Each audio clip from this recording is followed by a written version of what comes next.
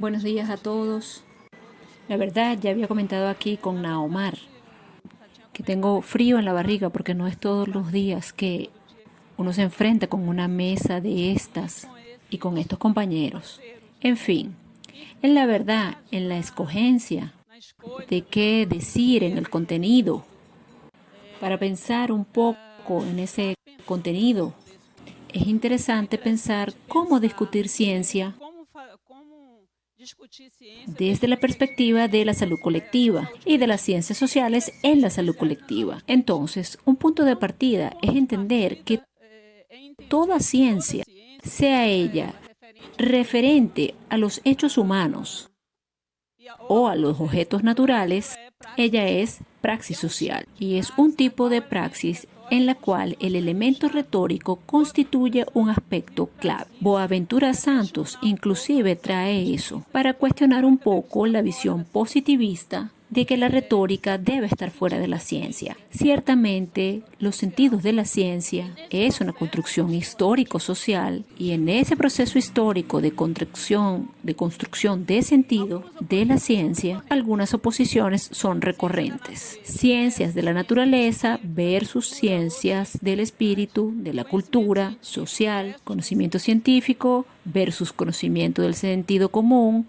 objetividad versus subjetividad, explicación versus comprensión, interior versus exterior, occidental versus no occidental. Entonces, ¿cuál es el camino que yo me propuse a recorrer aquí en estos 20 minutos? La idea es poder encontrarme y dialogar junto con ustedes con diferentes narrativas sobre ciencia en el transcurso histórico de las ciencias sociales. La escogencia es ciertamente parcial, no es abarcativa y es tendenciosa. Y es bueno que se diga, porque toda escogencia siempre acaba siéndolo. Pero principalmente lo que guió esta escogencia fue recordar nombres y enfoques que han sido a lo largo del proceso de construcción del propio campo de la salud colectiva una presencia. Entonces, solo para situarnos, imaginemos que Naumar traerá eso, pero veamos que hasta el inicio del siglo XVIII aún se desconocía o se quería desconocer o admitir una dualidad entre las ciencias naturales y las ciencias del espíritu. Prevalecía ahí el monismo metodológico y el principio de una ciencia única. Ya a la mitad del siglo XVIII se rompe con ese ideal de ciencia unitaria y se instaura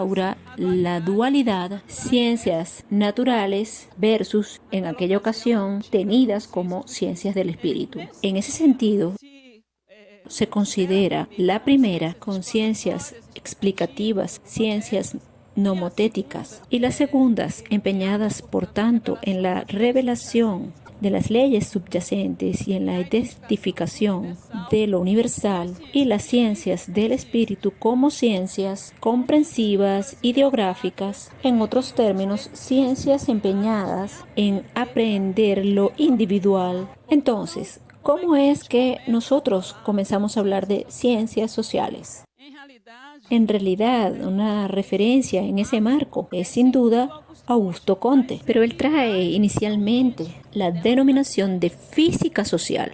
Es tan solo en 1839 es que él denomina, que trae el término mismo de sociología. ¿Cuál fue su principal obra?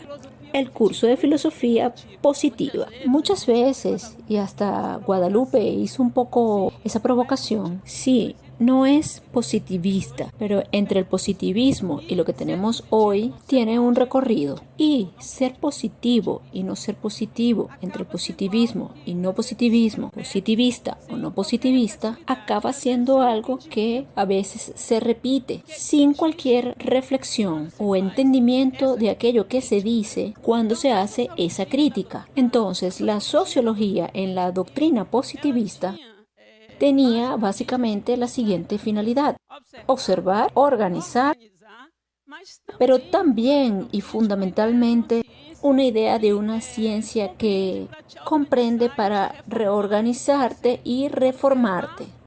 O sea, observar la sociedad en el sentido de organizarla, de reformarla con vistas a su evolución.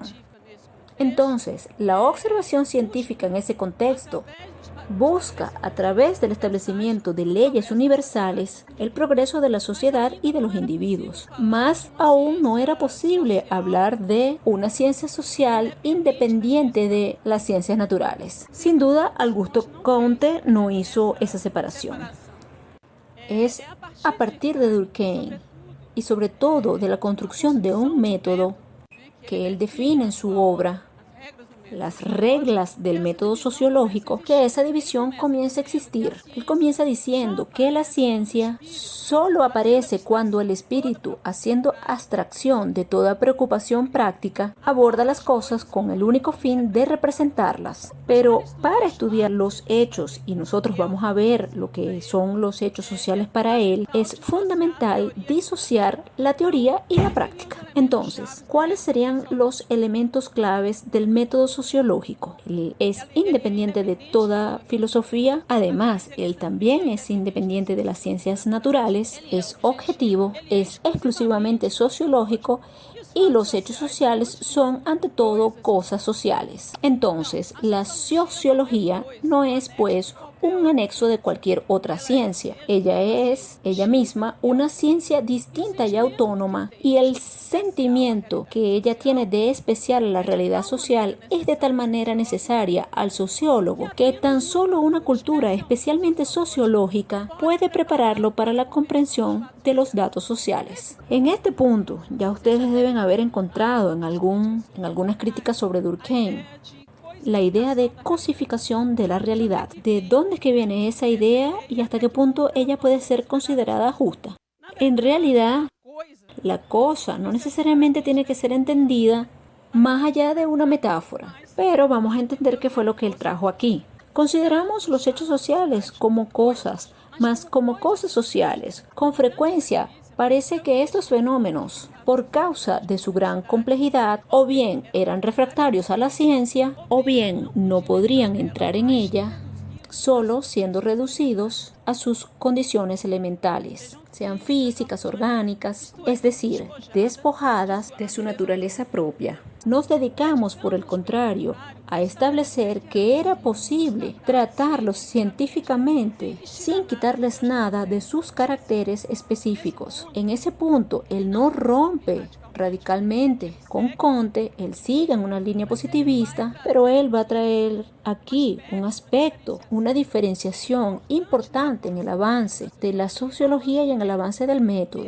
que es la necesidad de analizar lo social, de analizar el fenómeno social a partir de su propia naturaleza, intentando entender esa naturaleza. Tanto en un caso como en el otro, y tanto en Weber, existe la clara convicción de que la neutralidad no es solo necesaria, sino que también es absolutamente posible. Y ella es garantizada, es plausible de ser garantizada en la producción de esa ciencia. Es muy interesante esa observación de Lowy, que no se aplica tan solo a Comte y a Durkheim, sino a esa idea de neutralidad, pero él se refiere específicamente a esos dos autores. Es suficiente examinar la obra de los positivistas de Comte y de Durkheim hasta nuestros días para darse cuenta de que ellos están enteramente fuera de la condición de privados de o prejuicios. Sus análisis están fundados sobre premisas políticas sociales, tendenciosas y ligadas al punto de vista y a la visión social de mundo de grupos sociales determinados. Su pretensión a la neutralidad es a veces una ilusión y es a veces un ocultamiento deliberado. Situándonos un poquito, podemos ver las fechas y ustedes pueden ir acompañando. Estábamos aquí primero en una generación de 1858, 1917, 1864, 1920. La verdad, en un tiempo de contemporaneidad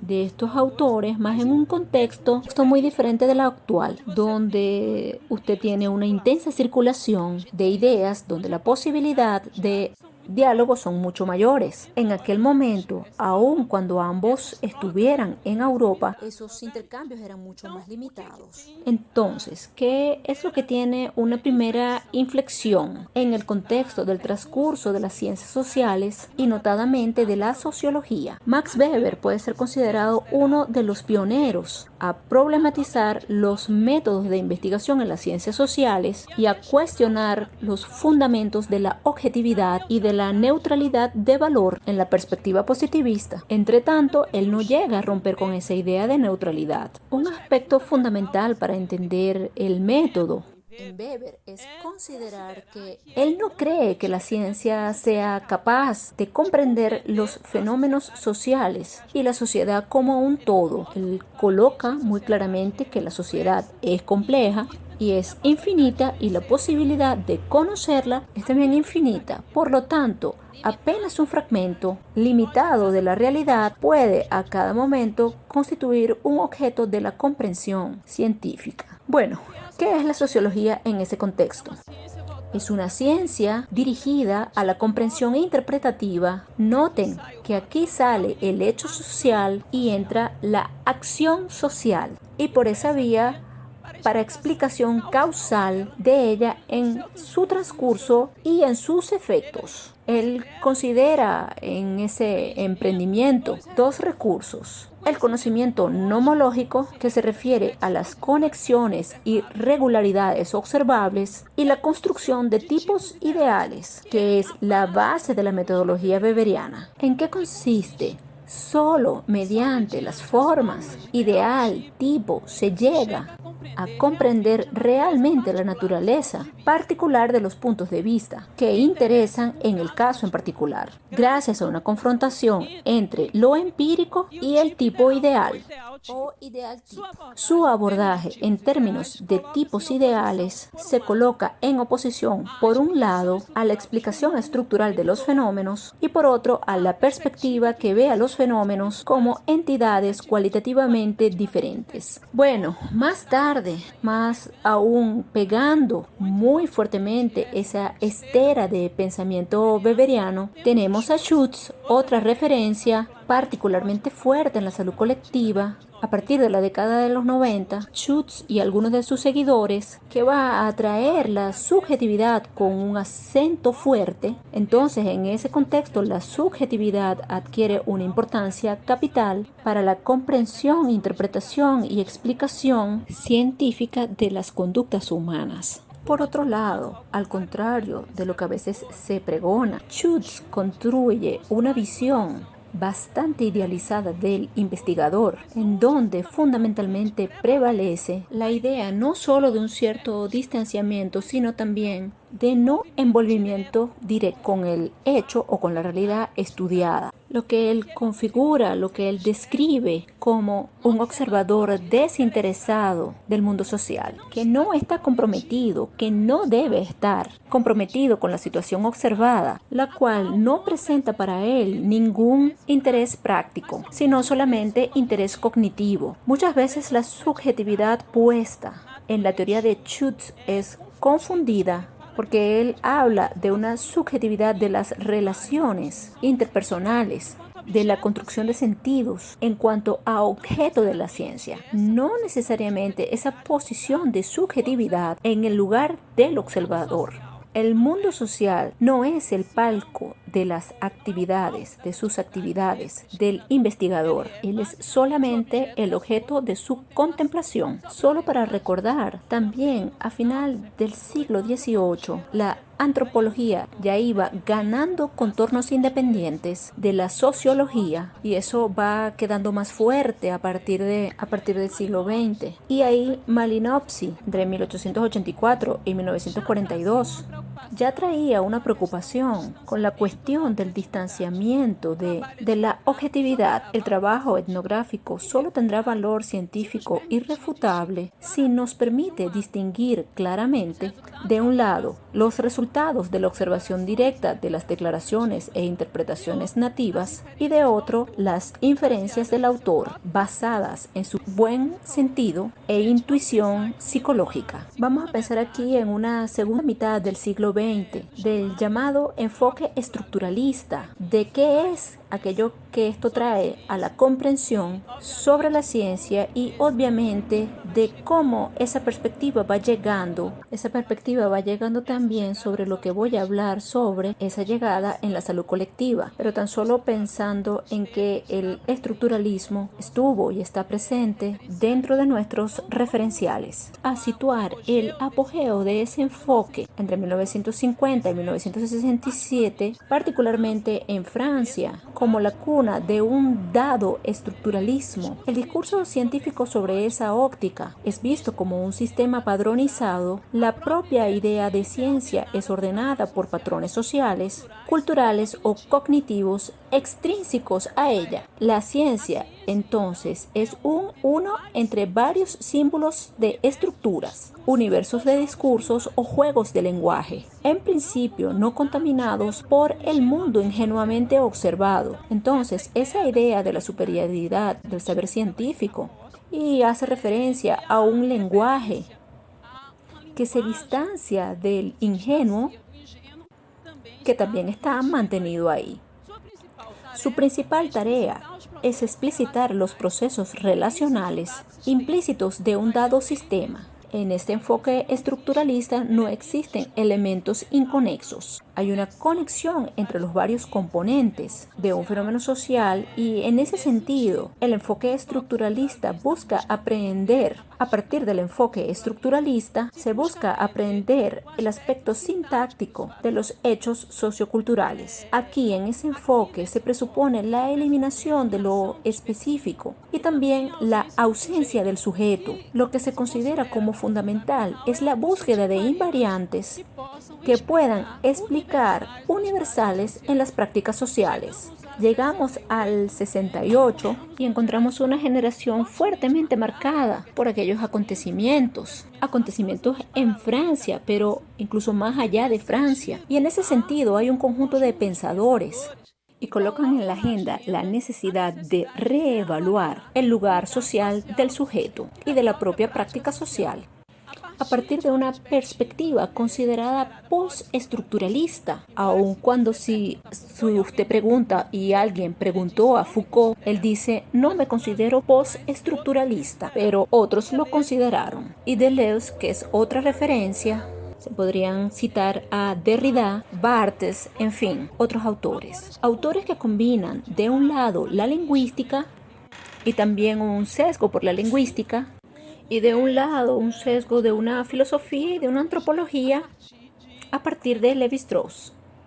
El discurso gana en ese contexto. La historicidad pasa a ocupar el lugar que antes era de la estructura, pero no se abandona la estructura. En realidad, a partir de ese sesgo histórico, el foco pasa a ser los procesos de transformación, discontinuidad y repetición de las estructuras. Hay una clara crítica a los enfoques considerados neopositivistas y el cuestionamiento de las grandes narrativas, focalizando las pesquisas y análisis en las multiplicidades, localidades y fragmentaciones. La idea de lo múltiple y lo fragmentado gana protagonismo, pero también gana protagonismo el discurso y la referencia a la producción discursiva, particularmente con Foucault. En este contexto hay una búsqueda de métodos de abordajes o se rehúsan a ver el conocimiento en la verdad como representaciones precisas de la realidad.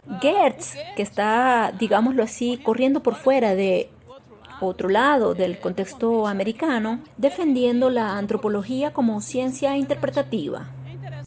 Es interesante que Geertz tiene esta frase: para comprender una ciencia no se debe aceptar posicionamientos doctrinarios, es preciso analizar cómo los practicantes de esa ciencia actúan o accionan. En el caso de la antropología, él defiende que el método fundamental allí es la etnografía. Y aquí dos referencias para pensar en esa idea de la neutralidad del distanciamiento del interior y del exterior. Primero, la precariedad del argumento de neutralidad de yo frente al otro, una vez que eso se instituye como una relación de poder. La más simple descripción sobre lo otro está poblada por concepciones sobre nosotros mismos.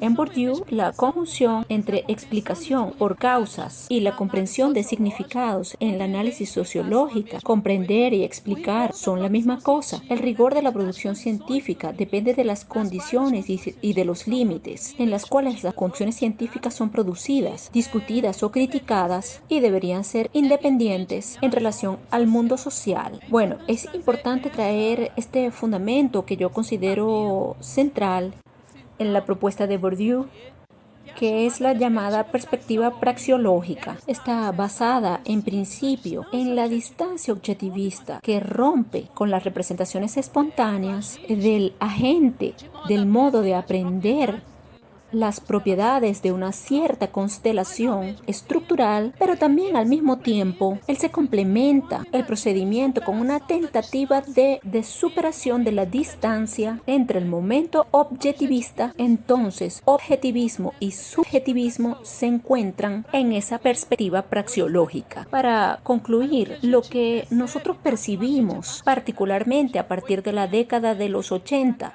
el llamado giro pragmático, un espacio mediano entre explicación y comprensión en la búsqueda de una tercera vía entre la predominancia de la pura experiencia y la prioridad de la conceptualización. Las competencias cognitivas pasan a no ser consideradas el único atributo de la postura intelectual. Los varios sentidos, la búsqueda de una rearticulación o primera aproximación entre ciencia y arte y ciencia política, y el investigador, él es invitado a asumir una posición mucho más modesta, un trabajo de clarificación y no más de operar una división ficticia entre juicios de hechos emergiendo solos de la cientificidad. Finalmente, Boaventura Santos nos hace la siguiente pregunta: ¿quién es que pregunta por la verdad? ¿Quién es el que al preguntar asume que hay una y solo una verdad? Hay muchos tipos de verdad y debemos preguntar por qué razón en relación a alguno de ellos no tenemos ninguna duda. Crítica, en su caso, él hace una crítica a la llamada monocultura del saber y del rigor, la idea de que el único saber válido y riguroso es el saber científico. Encuentro interesante este final aquí. La enseñanza de la ciencia debía asentarse en la complejidad, o sea, entendiendo los límites del rigor, el carácter retrospectivo de la coherencia, la verdad que acontece y desacontece, las situaciones de bifurcación.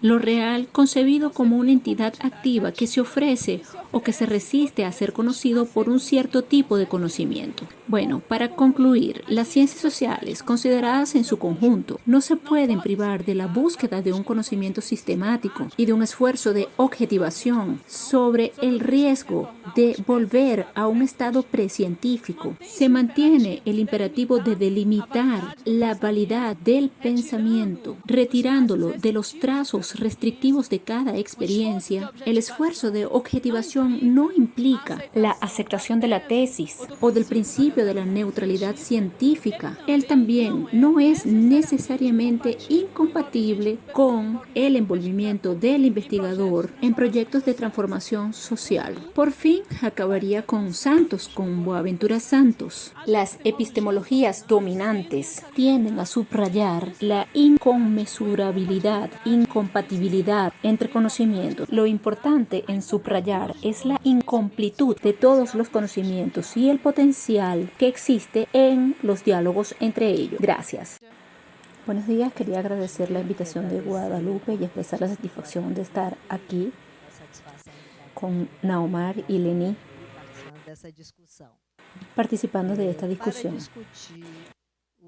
para discutir lo que es ciencia a partir de la perspectiva de una investigadora de política, planificación, gestión y evaluación. Yo tengo que responder inicialmente la pregunta de qué es ciencia, seguida de la pregunta de qué es la salud colectiva y cuáles son sus relaciones con la ciencia, para poder situar las preguntas y el debate en el campo.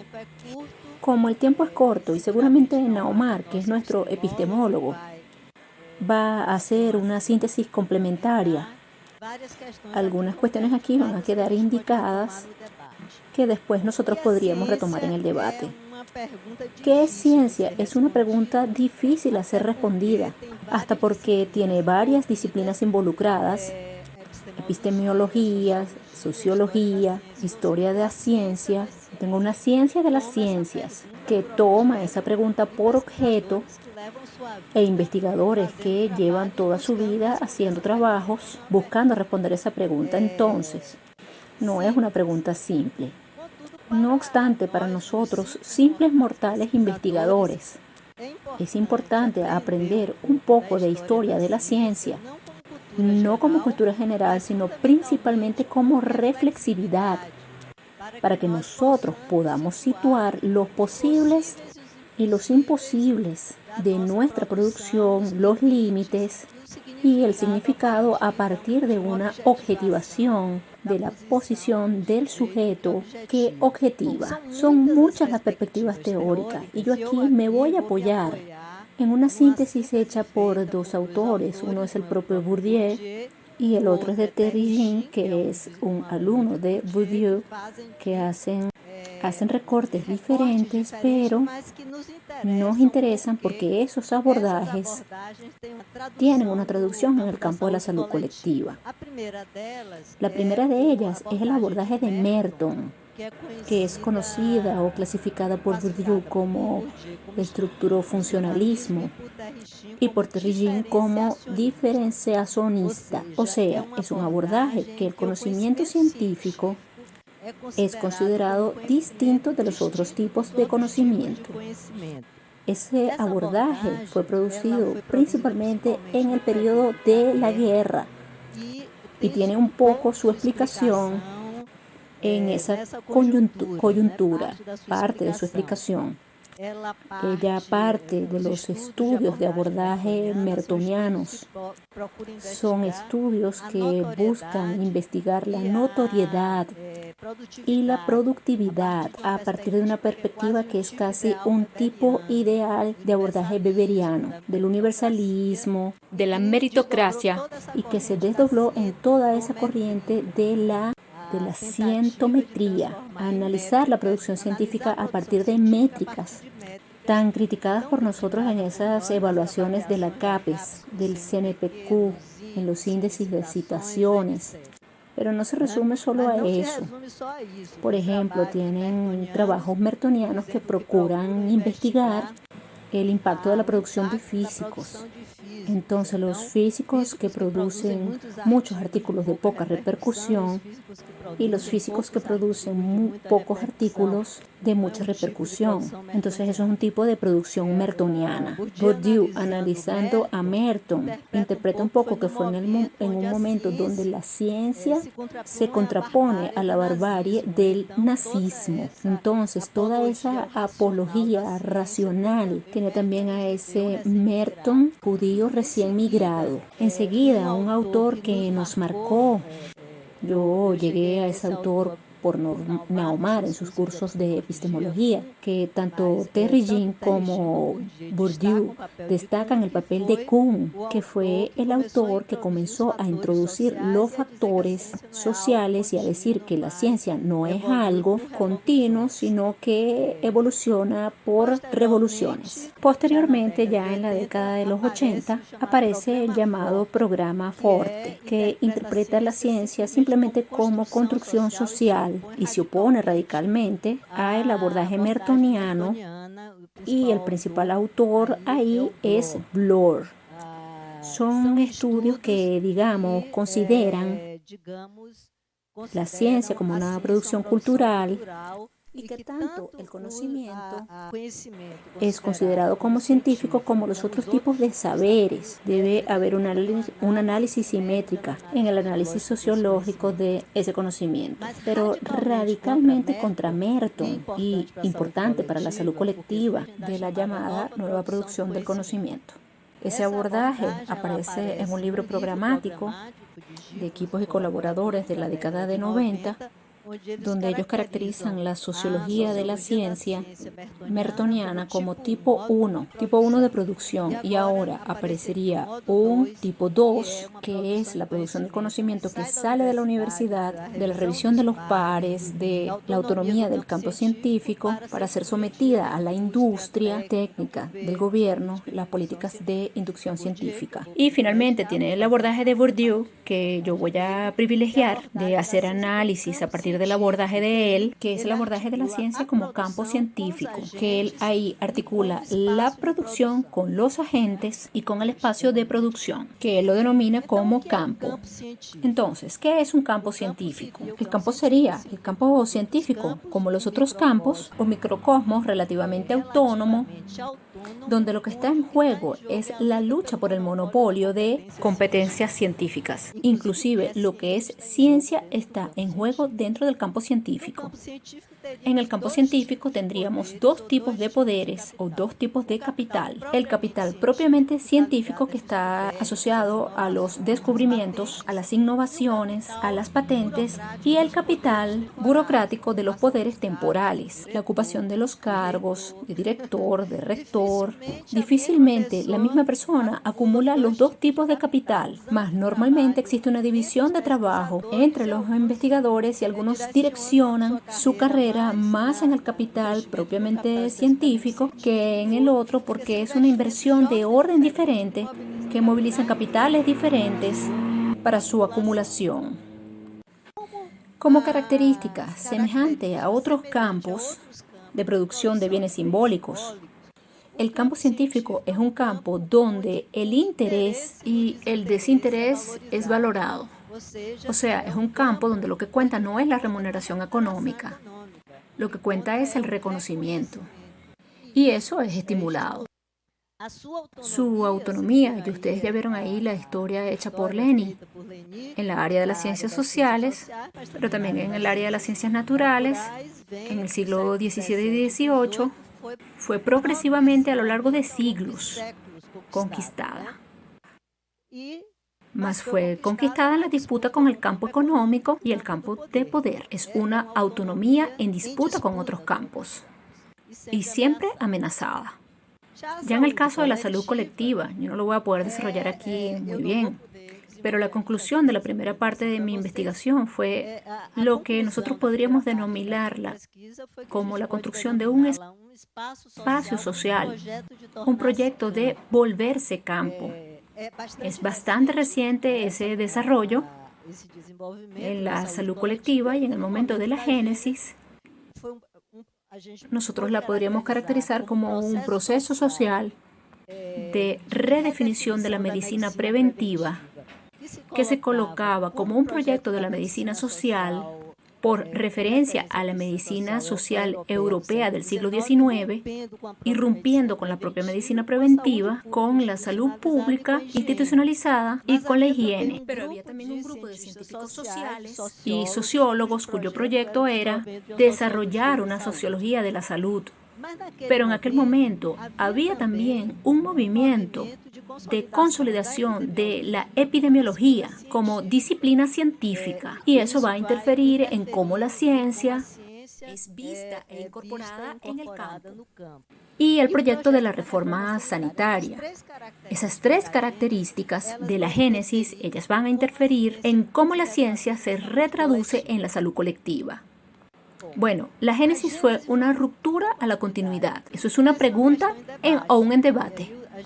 Y ahí, si usamos a Kuhn, podemos considerarlo como ruptura, porque hubo todo un esfuerzo desde el punto de vista de producción del conocimiento, el desarrollo de una teoría social de la salud con los trabajos Arouca y de Don Angelo, y de una epidemiología social que Naumar marcó como una epidemiología sin números, intentando teorizar salud. Ahora Mónica nos recordó de la etnoepidemiología, es decir, era todo un esfuerzo claro de ruptura de lo que antecedía todo el trabajo de Nilsson en la época sobre la reforma sanitaria. humanitario, era más militante, pero como pesquisa él comenzó con las cuestiones sobre los modelos asistenciales, que era donde iba en el proceso de trabajo, en las prácticas. La planificación también era cuestionada. La planificación, el propio Testa la negó y pasó a ser entonces pensamiento estratégico. Era todo un esfuerzo de ruptura coexistente, más había muchas continuidades, principalmente en relación a la salud pública institucionalizada y la cuestión de la internacionalización, que eso aparece muy fuerte en la epidemiología. El desarrollo de la investigación muestra que también podemos caracterizar la salud colectiva como un campo en consolidación, principalmente en su subespacio científico. Los programas de posgrado, que eran 6 en su génesis y que ahora son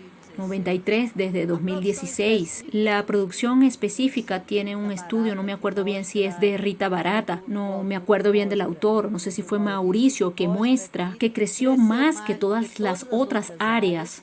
Las revistas indexadas se ampliaron. Nosotros hoy tenemos investigadores que son miembros de la Academia de Ciencias que muestran un reconocimiento, fundamentalmente epidemiólogos.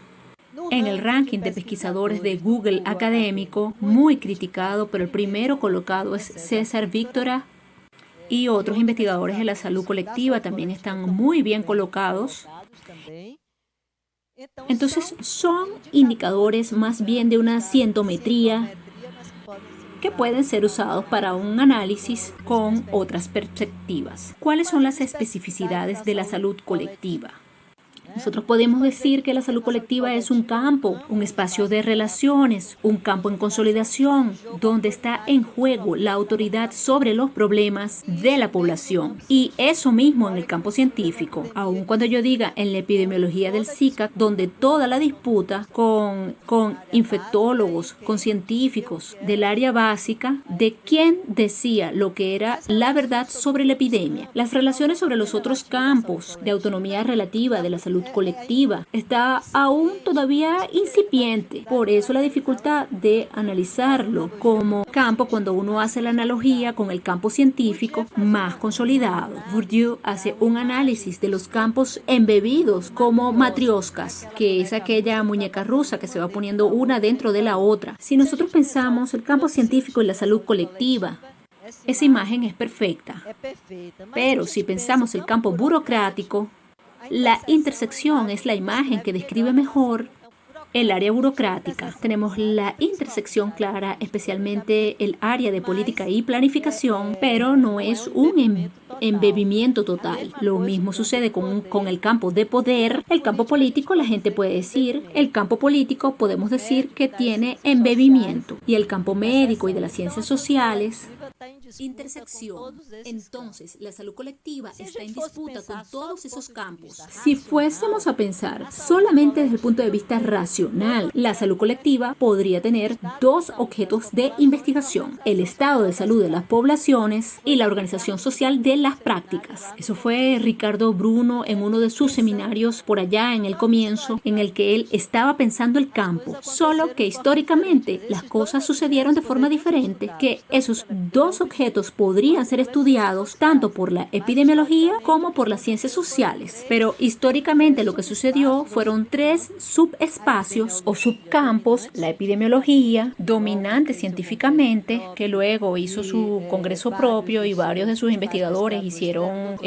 estudios en el exterior y se internacionalizó. El otro subcampo es la política y la planificación y gestión, dominante políticamente. Hay diversos cuadros de ministros de salud, secretarios que van y vienen, y las ciencias sociales en el medio, movimentándose o moviéndose entre esos dos polos en todo el campo. Esa estructura del campo de la salud colectiva tiene una refracción sobre la política, la planificación y la gestión y la evaluación. La trayectoria de los agentes de esos subespacios, como ya lo dije, es una trayectoria mixta que envuelve siempre un paso por los servicios de salud. Entonces, las oposiciones siempre aparecen en dirección de la gestión de los servicios, pero es en el sentido de la práctica, y aparece inclusive en la investigación. Intervención versus investigación. Lo político y lo técnico siempre son priorizados en relación a lo científico. Bueno, esas características traen un problema para esa área, que es la dificultad de romper con el sentido común, que es un acuerdo entre diversos epistemólogos de diversas áreas, y frecuentemente los problemas de gestión y las demandas del SUS son incorporados automáticamente como problemas de investigación, y la originalidad, en vez de ser remitida a laguna de conocimiento, es remitida a la magnitud y relevancia del problema en cuanto problema de salud. Por lo tanto, de esa forma nosotros podríamos usar la tipología de Ferrigin para hacer el espacio de los puntos de vista sobre ciencia en el ámbito de la salud colectiva. Eso, en la verdad, yo y Mónica investigamos. En el ámbito no decide, pero seguramente, si fuésemos a hacer una investigación en el campo, eso se reproduciría. Nosotros podemos encontrar las concepciones diferenciacionistas, principalmente en los agentes que tienen trayectoria dominante desde el punto de vista científico, elevado capital científico, muchas publicaciones, becas de productividad, etc. La perspectiva antidiferenciacionista está en el polo dominado, en el polo que tiene más trayectoria dominante en el campo político y burocrático, es dominado desde el punto de vista científicamente, dominante desde el punto de vista político. Hay una influencia del espacio de ciencia y tecnología, de las conferencias, y finalmente la perspectiva transversalista, que es la perspectiva de Bourdieu y Wittles, la clasificación de Shin, que es la perspectiva que incorpora la autonomía del campo científico. El campo científico tiene su especificidad, tiene su autonomía, pero está en espacio y en diálogo con otros campos y otros espacios sociales. Esa perspectiva aparecía mucho en los agentes con una gran trayectoria. Para finalizar, en el logo del Instituto de Salud Colectiva, excelencia académica y compromiso social, a mi ver, corresponde al punto de vista transversalista, que es también mi propio punto de vista, que es el que recupera las posiciones de origen de la salud colectiva y que articula la búsqueda de autonomía del campo con la incorporación del conocimiento producido en los procesos de transformación social. Gracias. Bueno, no sé de quién fue la idea, pero yo quería agradecer la invitación. Dije jugando que esperaba que yo no fuese el epidemiólogo en una mesa que tiene a científicos sociales, a planificadora, administradora, y yo incorporar la cara del epidemiólogo.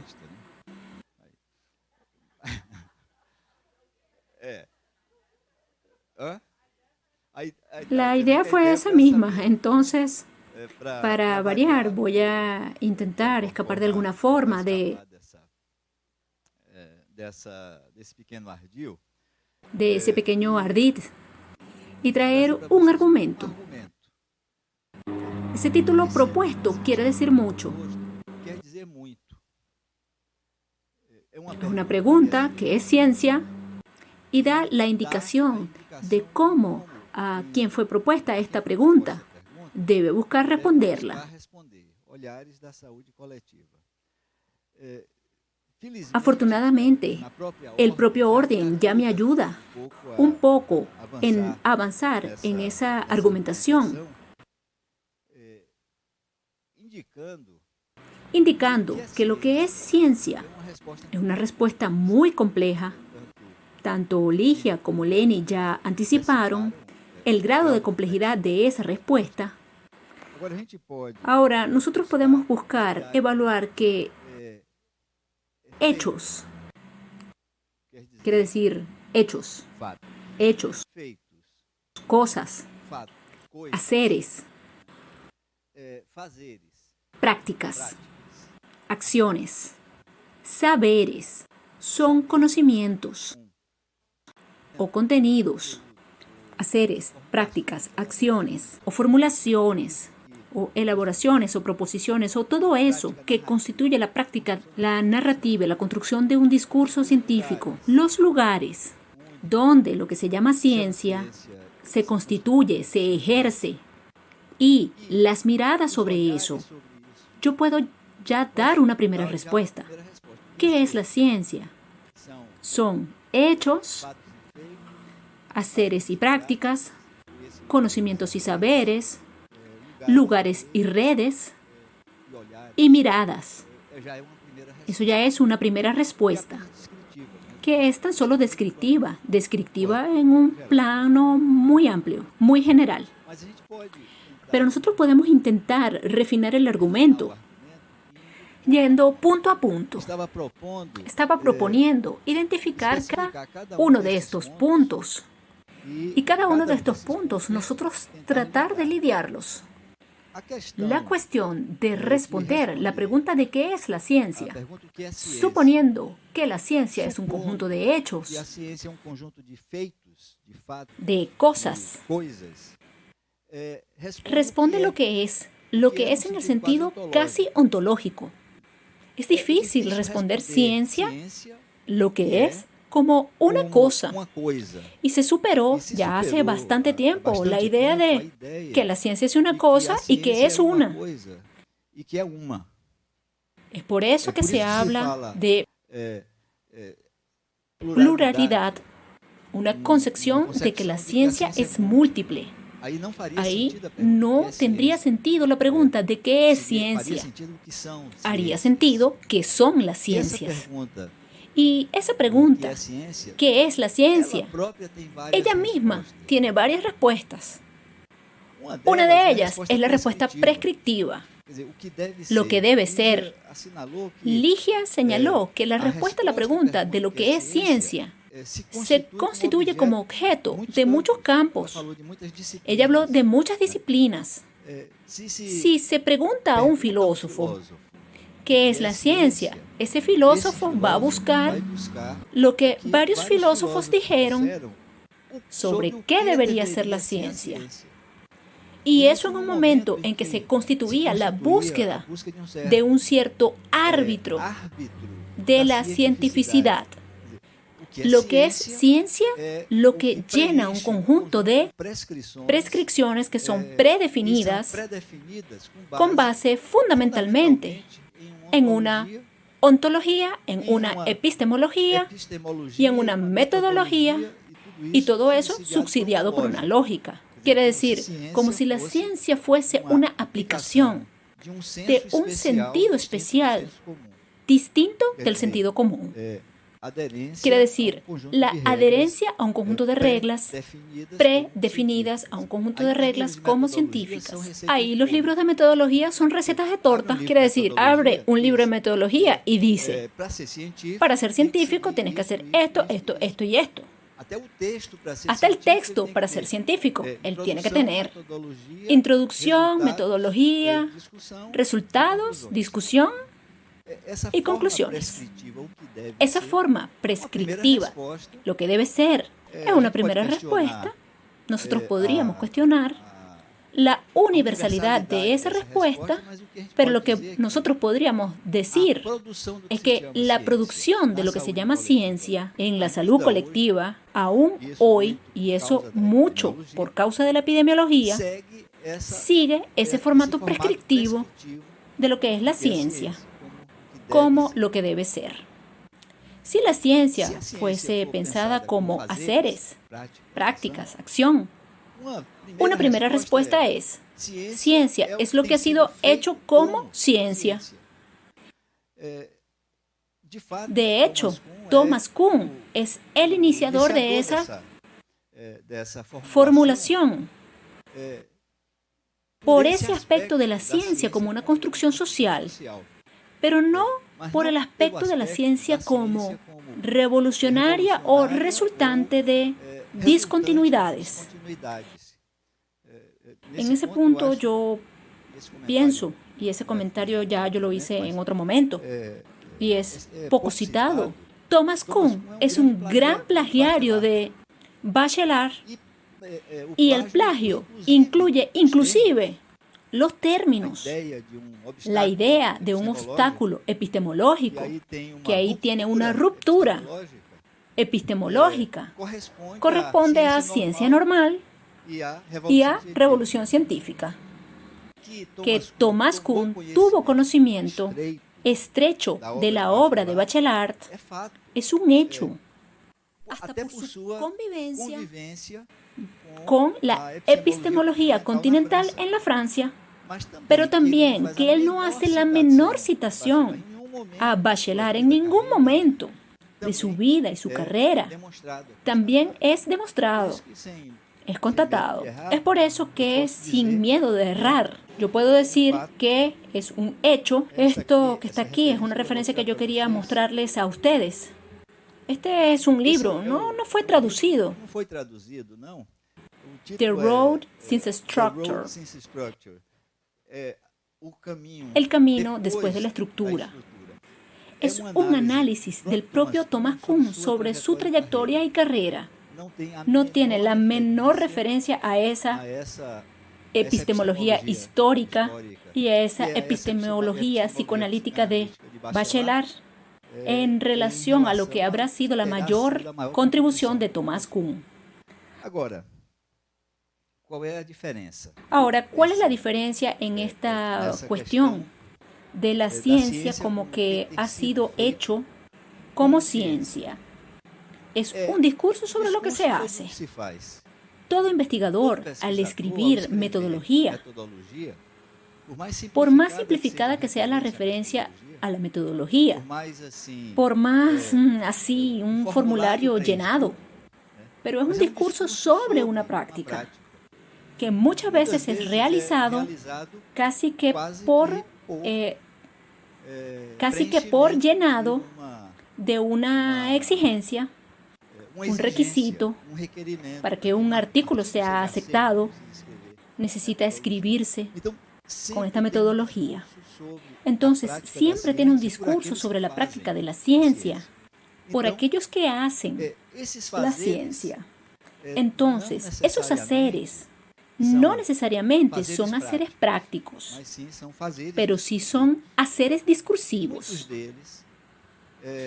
Y muchos de ellos, primariamente, son narrativas post facto que justifican la racionalidad de la conclusión.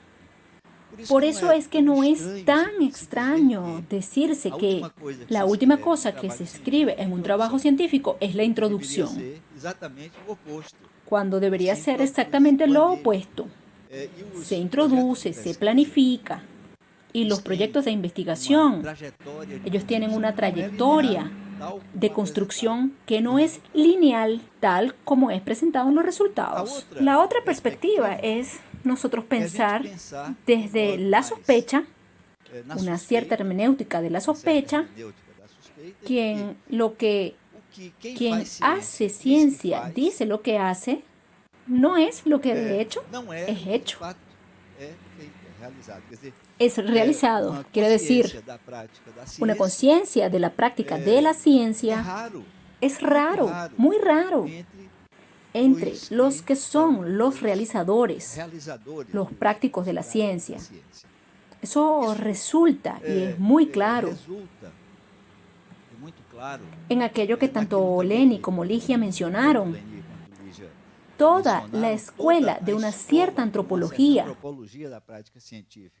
El nombre más conocido que tiene un libro con un nombre muy bueno, traducido en portugués, La ciencia en acción, que es Bruno Latour, demuestra eso con una claridad realmente impresionante.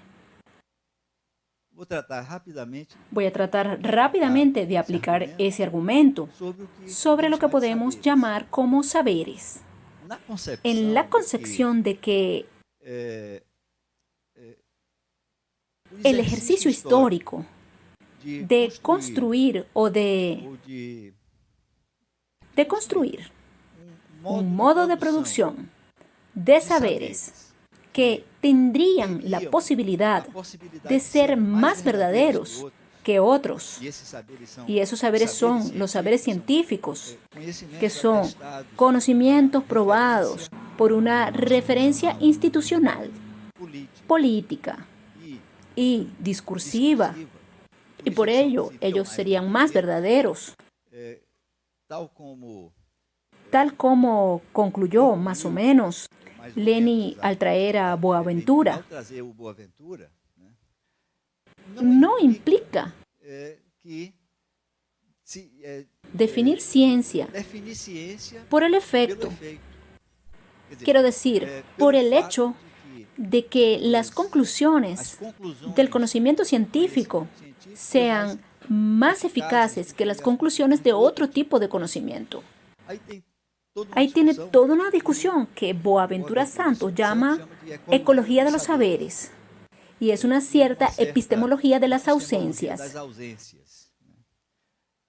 Y es interesante que nosotros avancemos porque para pensarse sobre lo que se sabe, es preciso referirse a este saber a partir de las condiciones de su constitución,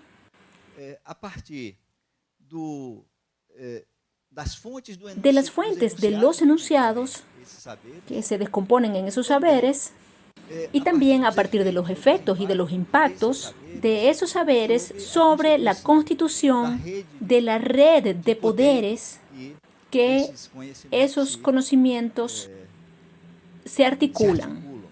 Yo iba a decir se aplican, pero si hubiera dicho se aplican, yo estaría de alguna forma transgrediendo esa proposición de análisis. Y lo que se sabe tiene una formulación de primer nivel, que es lo que dicen los que hacen investigación, producen ciencia, que dicen saber, y lo que ellos saben, los que dicen. Eso envuelve una referencia, y ahí yo hago una conexión directa y ahora con la contribución muy clara que Ligia trajo, la referencia de Bourdieu. Lo que de hecho saben los sujetos que dicen dependen de la posición de poder que ellos tienen para que lo que dicen tengan, ganen, manifiesten la cientificidad.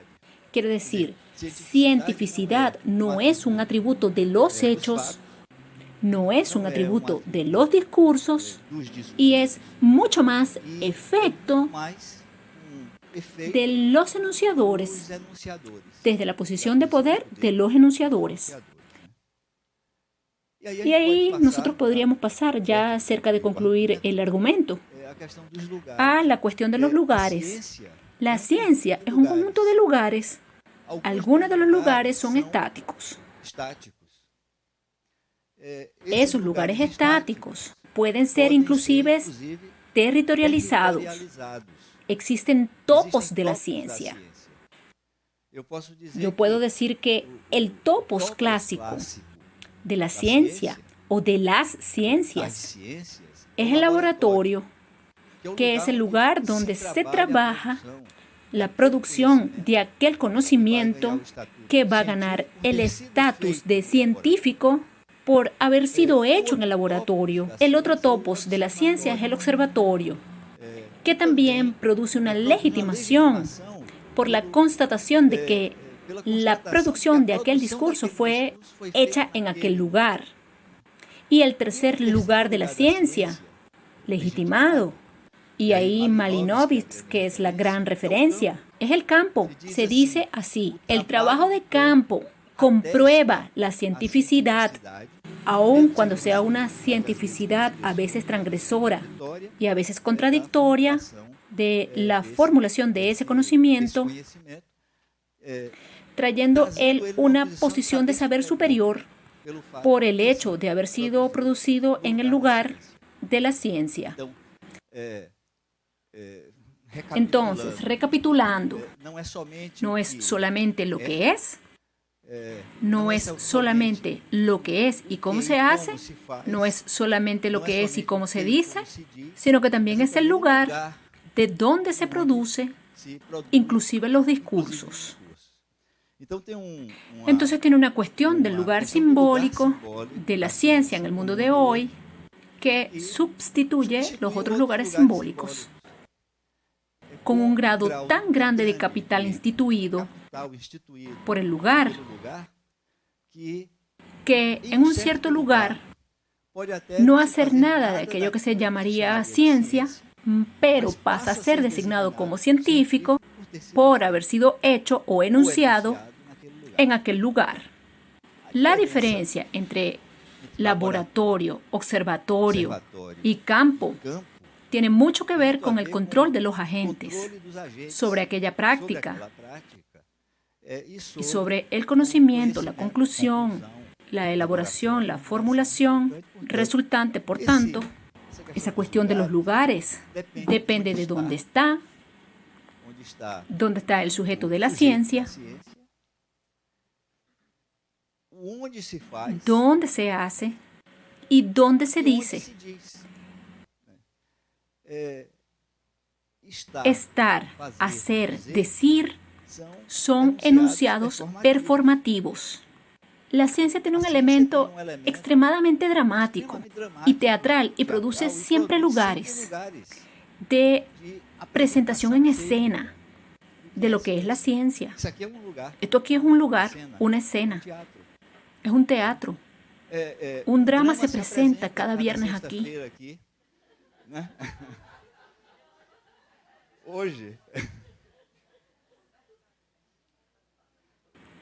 Yo no quise denunciar nada de este gran espacio, pero es un espacio tan simbólico que tiene un nombre. Jair está aquí constantemente. Puede ser una comedia también.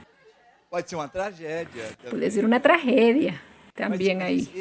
Pero ese espacio de presentación de la ciencia es impresionante cómo la ciencia se organiza en tiempos y espacios de encuentro y en tiempos y espacios de miradas. Las personas como sujetos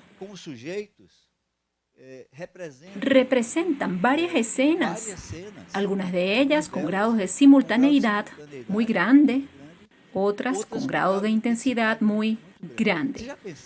¿Ustedes ya pensaron lo que es el Abrascón?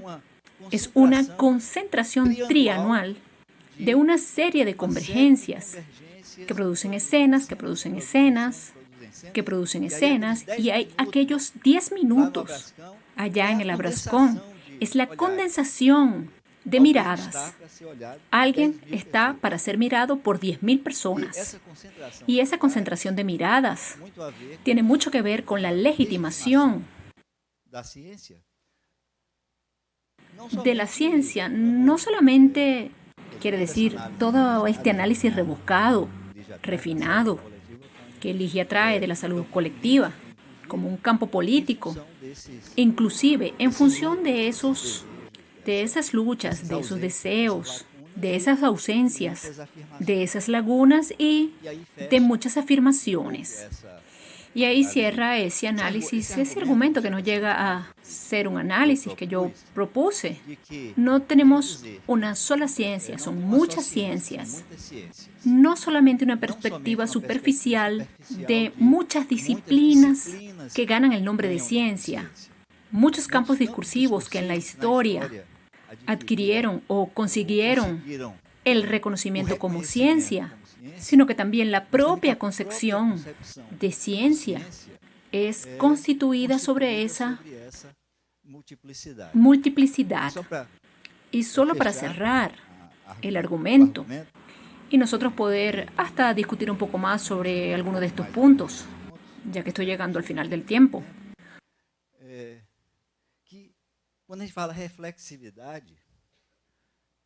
Cuando se habla de reflexividad, nos referimos a reflejo, y reflejo es imagen.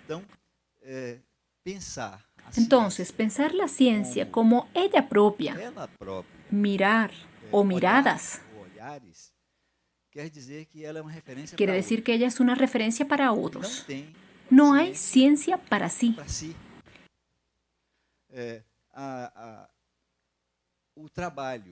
El trabajo o la producción o el descubrimiento más fantástico, más revolucionario, que no se dirija a un interlocutor, no existe. esa tesis de maestría o de doctorado maravillosa que está en la gaveta no circula. No circula, no se dirige a otro, no mira ni es mirada. Y ahí, este es un texto que fue recientemente traducido de George Didi Huberman. Lo que vemos, lo que nos mira. Es sobre arte. Y yo solo voy a leer para finalizar la frase, la sentencia que abre el libro. Aquí me voy a tener que poner los lentes.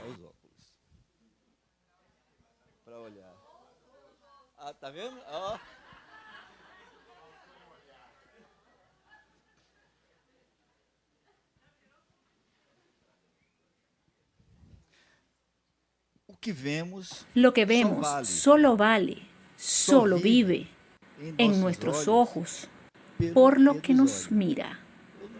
Yo no encontré una definición de ciencia más concisa y completa y rica que esta, que se refiere no a la ciencia, sino al arte.